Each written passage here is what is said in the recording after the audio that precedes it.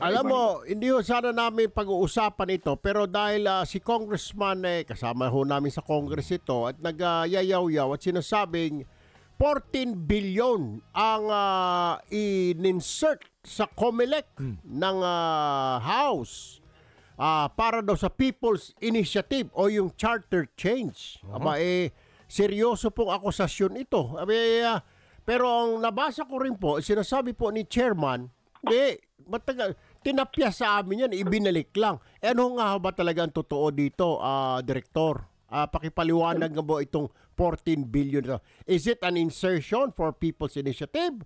Or budget nyo talaga na tinapyas, ibinalik lang ulit? At saka, ano ang purpose nito? Why asking for 14 billion, Direktor?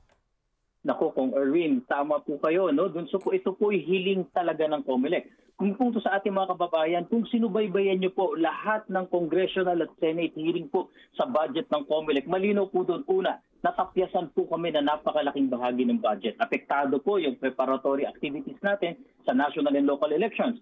Zero po kami sa budget sa internet voting. Zero po kami pagdating sa voter education. Kulang po kami sa pag-iimprenta ng test ballot. Kaya nga po, sa lahat ng hearings po na yan, sinasabi namin, kulang po ang budget namin, kailangan maisagawa ito. At sa nakatutuwa po kami sa lahat ng hearings po na yan, meron po tumatayo at nag-sponsor na dapat ibalik sa COMELEC. And ultimately nga po kahit do sa plenary hearing, si Congressman Paduano sinabi talaga na ibalik sa COMELEC yung nawala po na yan, yung tinapyas. Kaya po yung pumasok sa amin, ito po ay para po talaga sa budget ng COMELEC. At kita naman po sa GAA, nandun po sa general fund po ng COMELEC yan, specifically preparatory activities for the national and local elections. Tsaka anong mang papel nyo dyan sa isinusulong daw na People's Initiative, itong PI? Layo, po sa diba? lahat, Sir Aljo, wala po kayong makikitang budget ng COMELEC po dyan sa GAA regarding sa People's Initiative. Ikalawa, wala po kami alam pa dyan, wala pa po kami official na information, wala pa po kami natatanggap patungkol po dyan. Kasi ang pinapalabas daw nila, pinapalabas yata nung kabilang grupo, nilang grupo ni Congressman Lagman, ito ay gagamitin nga dito sa charter change, dito sa People's Initiative. True COMELEC. Yun daw. Kaya nga, pero sinasabi ho ninyo ito ay gagamitin sa preparatory, sa mga internet voting, pati preparations for 2025 elections. Kasama ito sa, nung isa lang yung budget ho ninyo, tinapyas po. Tama ho ba? Inalis ito sa inyo at binlik lang? At 14 billion ba talaga o 12 billion lang? Tama po, Erwin, tinapyas po ito. Kaya nga po kami nagulat po nung lumabas po yung final na zero kami sa voter education, zero kami sa internet voting, zero po kami sa capital outlay, pati po yung unang naibigay ng proyekto sana para sa building at offices po namin, lahat po yan ay na-zero.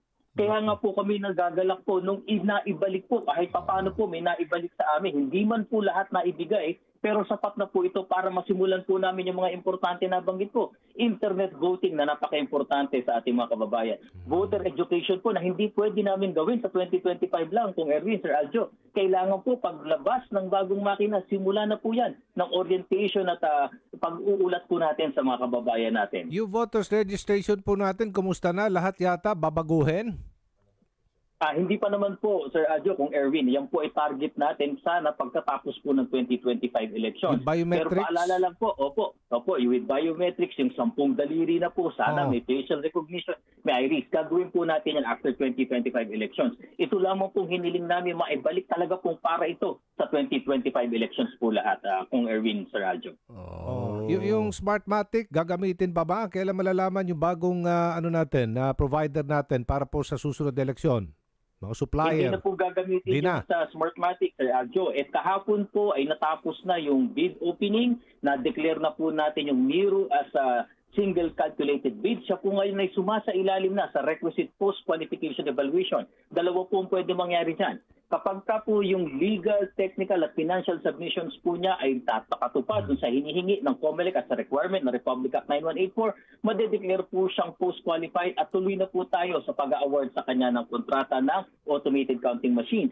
Pero kung isa mang bahagi po dyan ay nagkaroon siya ng disqualification, naku, failure of bidding po uli, pwede na po kami pumunta sa third bidding or mag-resort na po sa alternative method of procurement na negotiated procurement. At any rate po, magkakaroon po tayo ng bagong sistema para sa 2025 elections. Anong kumpanya ulit ito napapalit sa Smartmatic, attorney or director? Opo, hindi pa naman po papalit pero may potential po na mapumalit. Ito po yung joint venture ng Nero Systems, Timothy Construction Corporation, Integrated Computer System at Centerpoint Solutions Technology po. Ayun. Alright. Okay. Well, malinaw. So, hindi po ito. So, itong inilagay ng appropriations, ibinalik lang sa unang request ninyo. So, hindi ito insertion para sa People's Initiative. Para malinaw Hindi tayo. po. Ayun. Hindi po. At sa Alright. lahat po ng submission ng COMELEC sa budget proposal, makikita niyo po ang lahat ng items na yun na noon pa hinihingi na po namin.